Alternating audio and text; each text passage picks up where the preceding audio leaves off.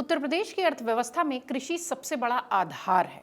अगर आप देखिए तो पिछले 8-9 सालों से योगी सरकार ने बड़ी मजबूती से ये वाला जो विभाग है उसको सशक्त भी बनाया है और सुविधाएं कैसे किसानों तक पहुंचे इसे सुनिश्चित भी किया है। किस तरीके से किसानों को पिछले 8-9 सालों में लाभ मिला है, कैसे गन्ना का भुगतान, बीजों की उपलब्धता, उर्वरकों की उपलब्धता, ये सारी चीजें सहज और सरल हुई हैं। इसी पर थोड़ा रोशनी डालने की कोशिश करते हैं। क्या ये सिर्फ दावे हैं या वाकई में ज़मीनी हकीकत किसानों को लाभ पहुंचाने वाली है? इसी चर्चा के लिए हमारे साथ बातचीत करने के लिए कृषि विज्ञान केंद्र से संदीप चौधरी जी मौजूद हैं। सर, बहुत स्वागत आपका। सर, सबसे पहला तो मेरा सवाल यही कि पिछले 8-9 सालों में किस तरीके के बदलाव किसानों को सुविधाओं के लिहाज से देखने मिले? बिल्कुल सही बात है मैम कि पिछले 10-15 साल में जो बदलाव खेती में सरकार ने किया है उसमें निश्चित किसान बहुत लाभान्वित हुआ है। और क्योंकि किसान की मेन जो पूंजी है वो बीज और खाद और पानी की सुविधा, ये सारी चीज़ें हैं। उसके अलावा उसके समय पे पैसा मिलना, ये सारी सुविधाओं को देखते हुए पिछले 10-12 साल में किसानों को बहुत अच्छा मुनाफा भी प्राप्त हो रहा है और लाभ भी मिला है। सरकार की योजनाओं की बहुत सारी ऐसी योजनाएं हैं जो किसानों के लिए सीधे जानकारी जिनको किसानों को है और उसका लाभ पूरा उठा पा रहे हैं। सीमांत और जो छोटे किसान हैं, मुझे लगता है कि हर प्रदेश में समस्याएं उन्हीं की ज़्यादा होती हैं। मुफ्त बिजली, मुफ्त हैंडपम्प, मुफ्त पंप, ये सारी चीज़ें जो है पिछले कई समय से उत्तर प्रदेश में इन लोगों को, सीमांत किसान जो छोटे किसान हैं, उनके लिए थोड़े फायदेमंद हो रही है। कैसे ये वाली सुविधा यानी मुफ्त बिजली हुई या मुफ्त पंप हुए या पानी की सुविधाएं हुई, ये सब कैसे उनको ग्रोथ दे रहे हैं? क्योंकि छोटे किसानों की ग्रोथ बहुत ज़्यादा ज़रूरी होती है। अगर हम पिछले 5-7 साल से देखें तो जो लघु सीमांत किसान है, क्योंकि हमारी जो खेती की जोत है यहाँ मेनली पश्चिमी उत्तर प्रदेश में बहुत कम है वो, और उसमें उन किसानों को जैसे पिछले 2-3 साल से ही सिंचाई की जो आपासी है वो किसानों की माफ़ की हुई है सरकार ने। उसका भी डायरेक्ट इनडायरेक्ट वे में किसानों को बहुत लाभ होता है। इसके अलावा उनको जो सोलर कुसुम योजना है, जो छोटे किसान हैं उनके लिए वो सोलर पंप से पानी निकाल सकते हैं, उसकी योजना है, उसका भी बहुत सारा लाभ उनको मिलता है। उसके अलावा जो छोटे छोटे कृषि यंत्र हैं वो भी कृषि यंत्रीकरण पे भी बहुत सारा अनुदान सरकार की तरफ से है, चाहे वो हाथ से चलने वाला यंत्र है चाहे वो ट्रैक्टर से चलने वाला यंत्र है। तो दोनों प्रकार के यंत्रों पे सरकार की बहुत सारी सुविधाएं, छूट किसानों को मिलती हैं, जिसका छोटे जो लघु सीमांत किसान है बहुत लाभ उठाते हैं। आप चूंकि पश्चिमी यूपी से आते हैं, पश्चिमी यूपी में गन्ना किसानों के भुगतान का मुद्दा सियासी मुद्दा भी बनता है हमेशा से, लेकिन पिछले कुछ समय से हम देख रहे हैं कि वो वाली जो मांग है वो थोड़ी कम हो गई है। क्या गन्ना किसानों का जो भुगतान है वो योगी सरकार में प्रॉपर तरीके से होने लगा है या किस तरीके की व्यवस्था वेस्टर्न यूपी में अब बनी हुई है? बिल्कुल, 1-2 केस को छोड़ दें, अगर 1-2 फैक्ट्री की उनकी पर्सनल समस्याएं हैं, लेकिन अगर छोड़ दें तो अब आज की तारीख में अभी तक का समस्त भुगतान हमारे इस शुगर गन्ने का किसानों को हो चुका है। और उसका निश्चित है कि जब उनको एक पैसा समय से मिलता है तो उनके जो आगे बिजनेस प्लान है या कोई फैमिली में शादी ब्याह है उसमें उनको बहुत लाभ मिलता है। उससे उनको कोई परेशानी नहीं होती, उनको किसी से ऋण नहीं लेना पड़ता है, उधार नहीं करना पड़ता है, तो पेमेंट मिला है। मैं चाहती हूँ एमएसपी पर भी आप थोड़ी सी रोशनी डाल दें, क्योंकि ये एक ऐसा विषय है जिस पर कि हमेशा हर प्रदेश में किसान असंतुष्ट रहा है, लेकिन उत्तर प्रदेश में पिछले कुछ समय से हम देख रहे हैं, जब से योगी आदित्यनाथ की सरकार है तब से इस विषय पर विवाद कम होता दिख रहा है किसानों की तरफ से। इस सीजन में किसानों का एमएसपी बढ़ा था गन्ने का, लेकिन दिक्कत क्या हो रही है कि जो हमारे केमिकल्स का जो किसानों को खेतों में डालने हैं या फसल में गन्ने में डालने हैं, उनके रेट ज़्यादा बढ़ जाते हैं उसके अपेक्षा, तो उनका जो मार्जिन है वो थोड़ा सा बहुत मतलब कमी पे आ जाता है। तो इसलिए थोड़ा सा किसान अपने को फील करता है वो कि भाई केमिकल का दाम ज़्यादा बढ़ गया, ये बढ़ गया, तो इसलिए वहाँ थोड़ा सा उन्हें मार्जिन पे दिक्कत होती है, वरना रेट तो ठीक चल रहा है। रेट इस समय सही वो दिया जा रहा है। इस वक्त जैसा कि सभी प्रदेशों में हमें देखने मिल रहा है कि जो ड्रोन खेती है, जो एडवांस खेती है, उस पर बहुत ज़्यादा फोकस सरकारें करने लगी हैं। मतलब जो कृषि पर निर्भरता, जो मेन फसलें हैं उन पर निर्भरता से ज़्यादा अच्छा है घटक फसलों पर उस पर काम करें। उस पर योगी आदित्यनाथ की सरकार क्या कुछ कर रही है? बिल्कुल, जैसे हम अगर अपने प्रदेश की बात करें तो इसमें हमारे यहाँ परंपरागत खेती, जिसको हम जैविक खेती भी है, इसमें भी सरकार बहुत बड़ा अनुदान दे रही है। और जो तकनीकी खेती है, जैसे आपने ड्रोन की बात की, तो उसमें भी ड्रोन दीदी बनाया गया है, ड्रोन दीदी को बनाया गया है। उनके द्वारा उनको एक आजीविका भी मिली और जो काम हम घंटे लगते थे जिसको करने में, ड्रोन के द्वारा उसको थोड़े समय में किया जा सकता है इसमें। तो तकनीकी की और खेती भी तकनीकी की तरफ जाने लग रही है। एक सवाल और था जो हमारे दर्शकों का भी था कि ये माइक्रो इरिगेशन जैसी जो योजनाएं हैं वो यूपी में कितनी इफेक्टिव दिखती हैं? ये बिल्कुल वाजिब सवाल आपका है। थोड़ा माइक्रो इरिगेशन वाला जो सेक्टर है हमारा भी थोड़ा सा तकनीकी के मामले में, किसानों को अडोप्टेशन के मामले में बहुत स्लो है उसमें।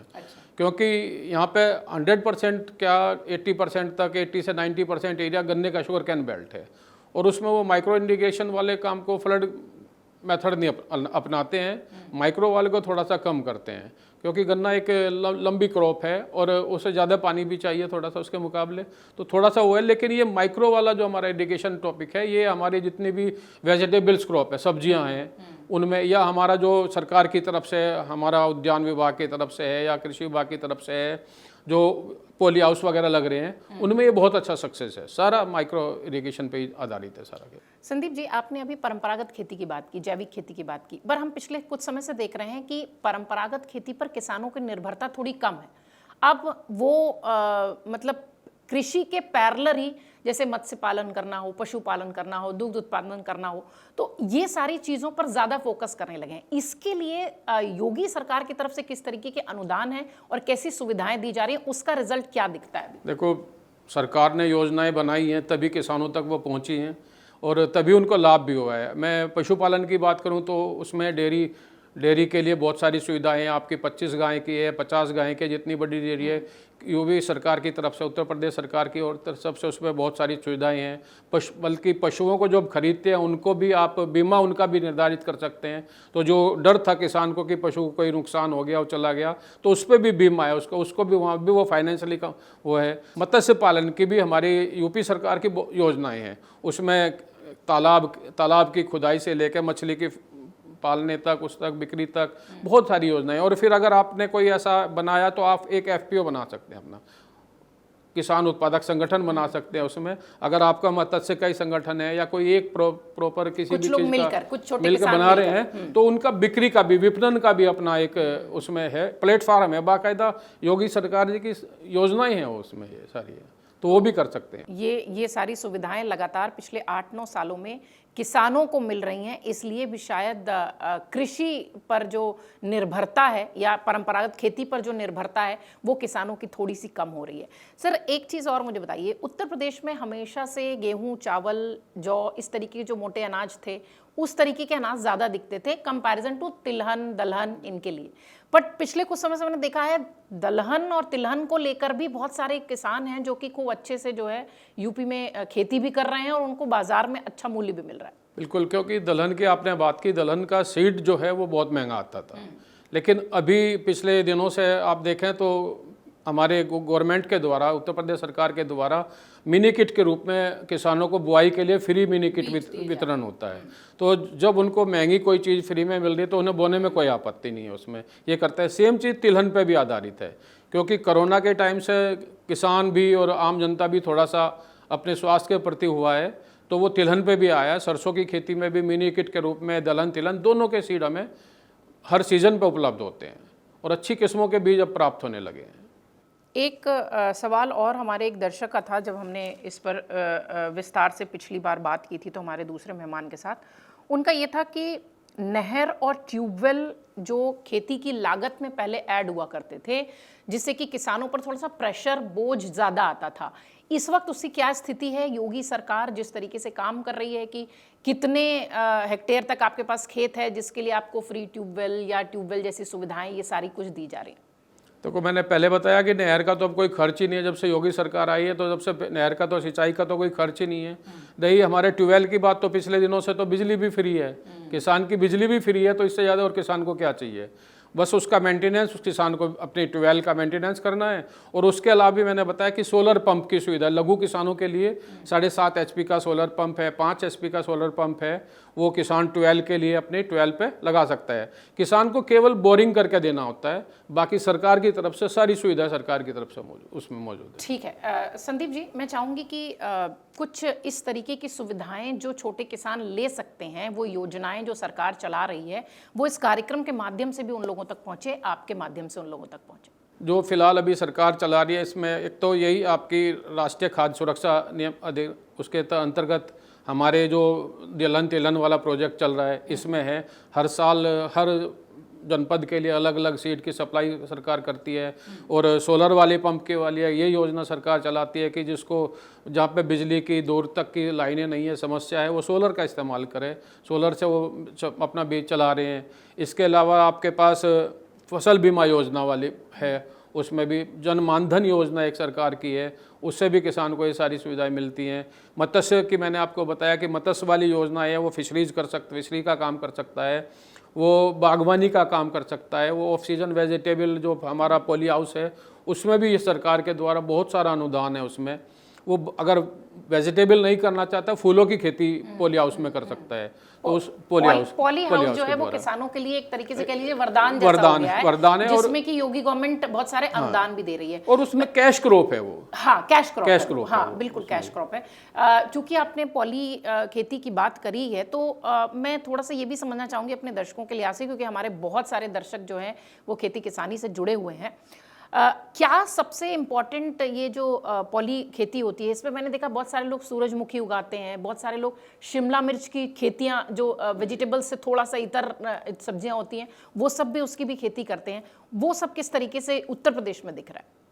बिल्कुल, पिछले 5-7 साल में उत्तर प्रदेश में पॉली हाउस के अंदर वेजिटेबल वाली या फ्लावर्स वाली वो बहुत बाढ़ आई है उसमें। क्यों? क्योंकि ऑफ सीजन वेजिटेबल है उसमें पॉली हाउस में, चाहे आपने शिमला मिर्च है, आपका खीरा है, लौकी है, तोरी है, बैंगन है, जितनी भी वेजिटेबल्स है सारी ऑफ सीजन है। ऑफ सीजन है तो इसका मतलब उनको पेमेंट ज़्यादा मिलेगा उसको, तो वो उसकी तरफ अपने आप ही रुझान गया जब उनको प्रॉफिट मिलता है। इसके अलावा बहुत सारे कट फ्लावर हैं, जैसे गुलाब है, बहुत अच्छा गुलाब की पैकिंग जाती है आज की तारीख में। एक बंच है 150-200 रुपये तक का, 20-22 फ्लावर का 200-250 रुपये तक का हो जाता है, तो उसको रनिंग में पैसा मिलता है किसान को। तो बहुत रुझान जो फार्मर गन्ना से हटके या धान गेहूँ से थोड़ा डिस्टर्बेंस से हो गए थे, वो फिर पॉली हाउस की तरफ आ रहे हैं और अपना एक अच्छी इनकम डेली की ले रहे हैं उससे। एक चीज़ और मैं संदीप जी समझना चाहूँगी कि जब किसानों को उचित जो है उनका मूल्य मिल रहा है, आप चूँकि वेस्टर्न यूपी से भी आते हैं, तो गन्ना किसानों का जो भुगतान है वो सही समय पर हो रहा है, तो जो कृषि पर लोगों की निर्भरता रही थी वो आप कम होती देख रहे हैं या बढ़ती दिख रहे हैं? क्योंकि पिछले कई समय से जब खबरें आती थी कि अब किसान कोई चाहता ही नहीं कि उसके घर में और दूसरा कोई खेती करे, बट जब इस तरीके के जो कैश क्रॉप्स उगाने का कल्चर शुरू हो गया, या जो अब भुगतान है वो सही समय पर मिलना शुरू हो गया, तो मुझे लगता है किसानों का भी अपना जो भरोसा है वो योगी सरकार पर बढ़ा है। बहुत बड़ा है, बहुत बड़ा है। देखो, पहले यंत्रीकरण नहीं था तो खेती में ज़्यादा मानव श्रम की आवश्यकता होती थी, लेकिन अब यंत्रीकरण से सारा यंत्रों से खेती हो रही है, तो ये आदमी तो निश्चित है, लेबर तो घटी है उसमें, लेकिन बहुत सारे ऐसे नए युवा हैं जिनका रुझान नौकरी छोड़ के खेती की तरफ आया है कि हम क्यों ना पॉली हाउस लगा लें, हम ऑफ सीजन वेजिटेबल करें, हम मशरूम की खेती करें। मशरूम पे भी सरकार का बहुत बड़ा योगदान देती है इसमें। तो ऐसी सारी चीज़ों को मतलब डाइवर्सिफिकेशन हुआ है इसमें, खेती में, इसमें कोई दो राय नहीं है कि, और इनकम भी बढ़ी है। किसानों के लिए जो योगी सरकार की मुफ्त योजनाएं हैं, मुझे लगता है संदीप जी ने लगभग सभी पर रोशनी डाल दी है। अगर आप सबके भी कुछ सवाल होंगे तो ज़रूर कमेंट बॉक्स में बताइएगा। संदीप जी, बहुत शुक्रिया हमसे बातचीत करने के लिए। उत्तर प्रदेश सरकार की ढेरों सुविधाएं जो किसानों के लिए हैं वो संदीप जी के माध्यम से भी हमने आप तक पहुँचाई है। जैसा कि मैंने कहा, कमेंट बॉक्स खुला हुआ है, ज़रूर आइए और आपके जो सवाल हैं हमसे ज़रूर साझा करिए। अगर आप ये वीडियो YouTube पर देख रहे हैं तो हमारे चैनल को सब्सक्राइब कर बेल आइकन दबाएं, और Facebook पर देख रहे हैं तो हमारे पेज को लाइक करें।